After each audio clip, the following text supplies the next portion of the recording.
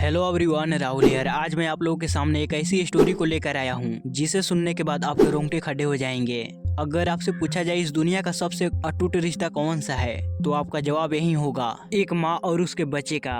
एक माँ अपने बच्चे की रक्षा के लिए किस हद तक जा सकती है, आप लोगों ने सुना भी होगा, देखा भी होगा कि एक माँ के लिए सबसे प्यारा उसका बच्चा ही होता है। मगर आज की कहानी में ऐसा बिल्कुल नहीं है। इस कहानी को पूरी सुनने के बाद आप लोगों के मन में बस एक ही सवाल उठेगा, क्या हर माँ एक जैसी ही होती है? ये वाकया हाल ही में घटी है। जी हाँ, मैं बात कर रहा हूँ सीईओ किलर सूचना सेठ के बारे में। सूचना सेठ कोलकाता वेस्ट बंगाल की रहने वाली है। वो बचपन से ही काफी ज्यादा होशियार थी। वो मास्टरी हासिल की थी फिजिक्स में। उसने एआई की भी प्रॉपर पढ़ाई की थी और उन्होंने हार्वर्ड यूनिवर्सिटी में 2 सालों तक फेलोशिप भी की थी। वो बेटर अपॉर्चुनिटी के लिए बेंगलोर शिफ्ट हो गई। अब सूचना को डेटा साइंस में काफी ज्यादा इंटरेस्ट था।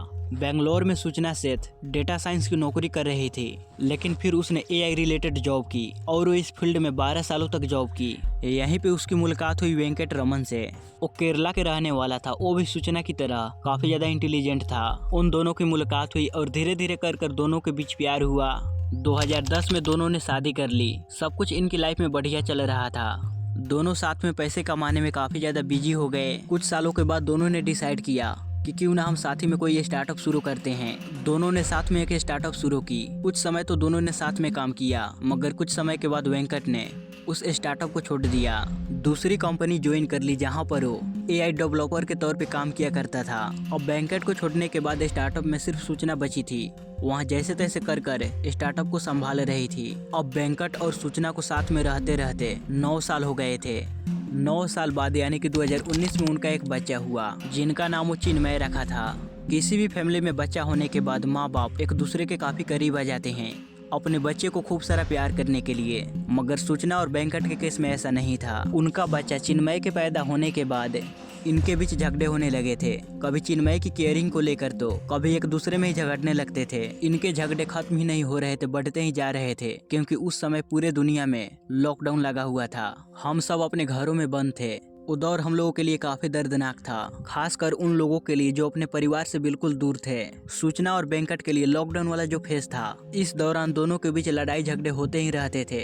2019 से ही ये दोनों कैसे तैसे कर एक दूसरे को टाले जा रहे थे, मगर 2022 के अगस्त के महीने में दोनों के बीच इतनी बड़ी लड़ाई झगड़े हो गए कि वेंकट घर को छोड़कर चला गया। इस झगड़े के बाद दोनों को रियलाइज हुआ कि हम दोनों साथ में कभी नहीं रह सकते। उसी महीने सूचना ने पुलिस स्टेशन में कंप्लेन लिखवाई कि वेंकट मेरे ऊपर हाथ उठाता है, मुझे मारता पीटता है। अब कहीं ना कहीं पानी सर से ऊपर जा चुका था और सूचना वेंकट से डिवोर्स लेना चाहती थी। सूचना ने कोर्ट में वीडियो मैसेजेस, अपनी मेडिकल रिपोर्ट दिखाई, जिसे देखने के बाद ऐसा लग रहा था कि सच में सूचना के साथ गलत हो रहा है, जिससे कोर्ट ने सूचना और वेंकट को चेन्नई से दूर रहने का ऑर्डर दिया। उनका डिवोर्स का भी केस कोर्ट में चल रहा था, जहां पे सूचना ने वेंकट रमन से 2.5 लाख पर मंथ की एलमनी मांगी थी। कोर्ट का फैसला सूचना के हक में हुआ, मगर एलमनी अमाउंट 2.5 लाख रुपए महीना नहीं बल्कि 20,000 रुपए रखी गई थी और चिन्मय को सूचना की कस्टडी में दे दिया गया। वेंकट रह रहा था अकेले अपने बीबी और बच्चे से दूर। अब एलमनी देते देते उसे 3 महीने हो गए थे, मगर वेंकट अपने बच्चे से दूर नहीं रह पा रहा था। उसे अपने बेटे के साथ रहना था और वेंकट अपने बेटे से इतना ज्यादा प्यार करता था तो उसने कोर्ट में अपील की कि प्लीज आप मुझे मेरे बेटे से मिलने दीजिए। और वेंकट सब कुछ कर ही रहा था, एलमनी के पैसे दे ही रहा था, तो कोर्ट ने फैसला सुनाया कि वेंकट अपने बेटे से हर रविवार को मिल सकता है, यानी कि हफ्ते में 1 बार।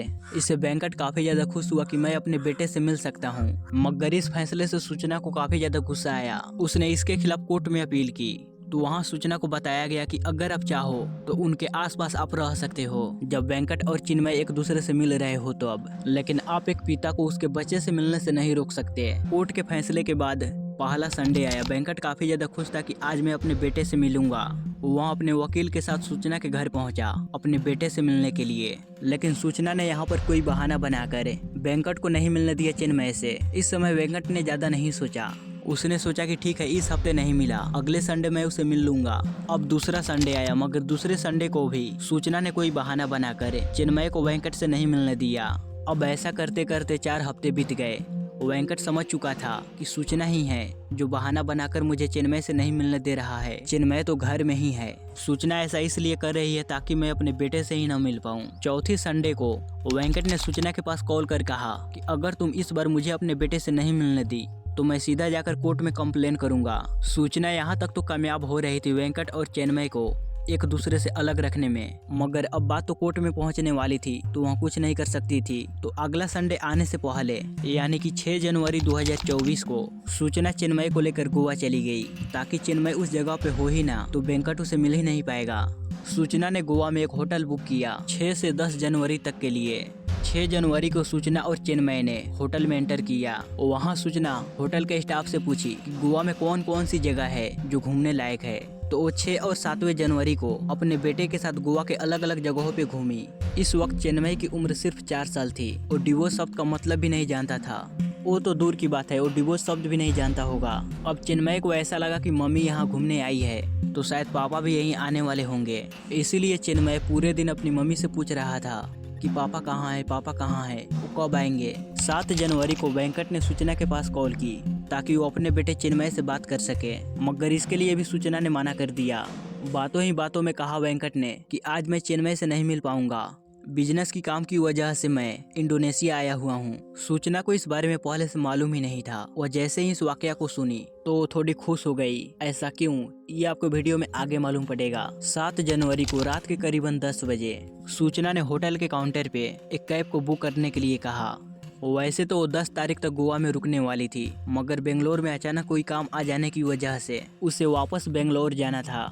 होटल स्टाफ ने उसे सलाह दी कि अगर आप चाहो तो फ्लाइट से भी जा सकते हो, इससे आपके बहुत सारे पैसे भी बच जाएंगे, क्योंकि गोवा से बेंगलोर 600 किलोमीटर की दूरी पे है। अगर वो रास्ते के माध्यम से जाती है तो उसे 10 से 12 घंटे लगेंगे। अगर कोई काम उसे अर्जेंट है तो वो फ्लाइट से भी तो जा सकती है, पैसे भी कम लगेगा और जल्दी पहुंच जाएगी। लेकिन सूचना ने कहा कि आप टेंशन मत लीजिए, मैं मैनेज कर लूंगी, तुम बस कैब बुक करो। तो मैनेजर ने भी ज़्यादा सवाल जवाब नहीं किया। वो अपने जान पहचान के कैब वाले के पास कॉल किया, जिसका नाम था रोय जॉन डिसूजा। और रोय को रात के समय गाड़ी चलाने का काफ़ी ज़्यादा शौक था, क्योंकि रात के समय ज़्यादा ट्रैफिक नहीं होती और किसी को भी रात के समय कैब की ज़रूरत होती तो होटल स्टाफ रोय के पास ही कॉल करते। जैसे ही रोय के पास कॉल आया तो उसने पहले तो हाँ कहा, मगर उसे जब मालूम पड़ा कि सवारी को बेंगलोर तक ले जाना है और उस पैसेंजर को वहाँ छोड़कर अकेले आना पड़ेगा, तो रोय ने कहा मैं 15,000 नहीं बल्कि 30,000 रुपये चार्ज करूंगा और साथ में एक और ड्राइवर को ले जाऊंगा, क्योंकि सफर लंबा होने वाला है। उसके साथ एक और ड्राइवर इसलिए था अगर वो रास्ते में थक जाए तो बारी बारी से ये कर गाड़ी को चला सके।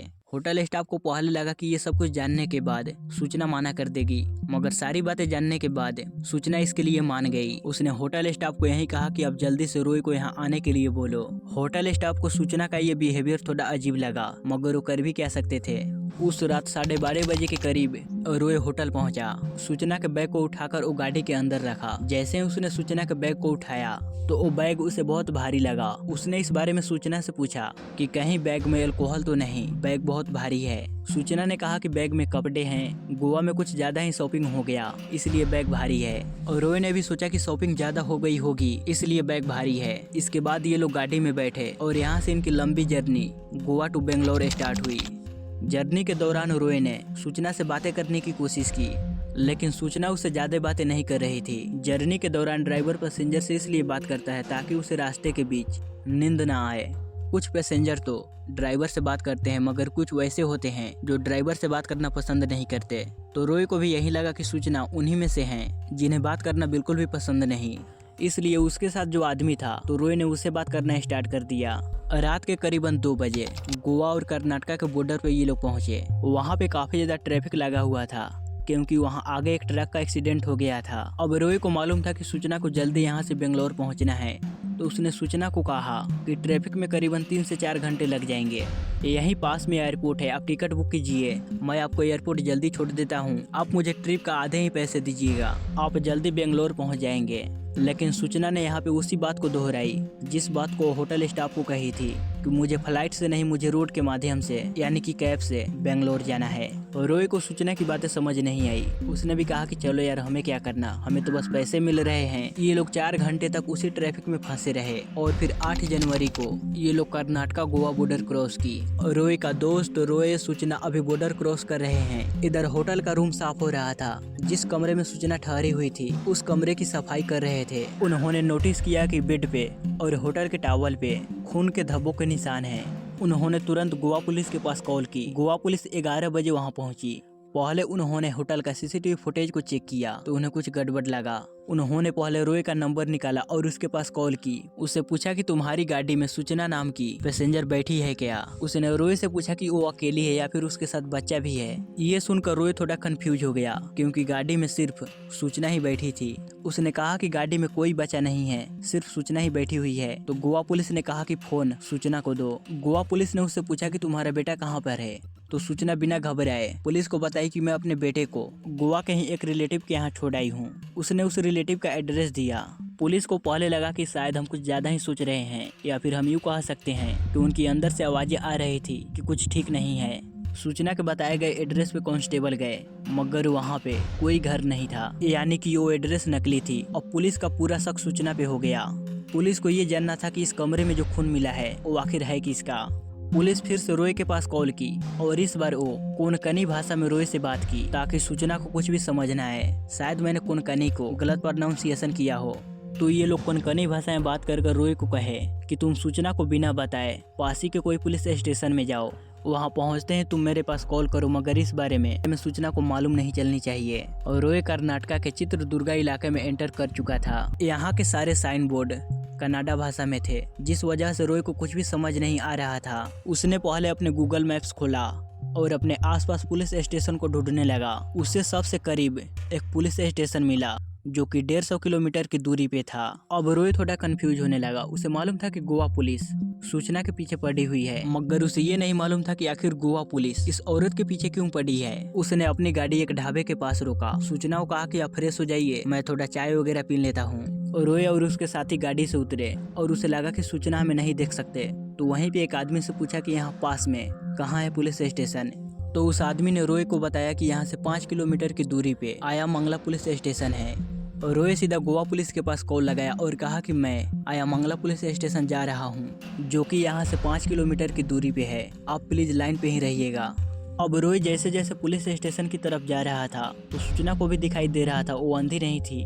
तो रोय ने सूचना को कहा कि मेरा पेपर वर्क है इसलिए मैं पुलिस स्टेशन की तरफ जा रहा हूँ। सूचना कहा कि ठीक है तुम जल्दी वापस आना। वहाँ सीधा अपने गाड़ी से उतरा और भागते हुए पुलिस स्टेशन गया। वहाँ के पुलिस वालों को गोवा पुलिस से बात कराई। उसने सब कुछ सूचना के बारे में समझाया और बताया। कर्नाटका पुलिस रोय के गाड़ी के पास आई सूचना से बात करने के लिए। उसने रोय के गाड़ी से सूचना के बैग को निकलवाया तो बैग में कपड़े और बच्चों को खिलौने थे। उन्होंने कपड़े और खिलौनों को गाड़ी से बाहर निकाला और जो उनके आंखों के सामने था वो देखकर हर किसी के पैरों तले जमीन निकल गई।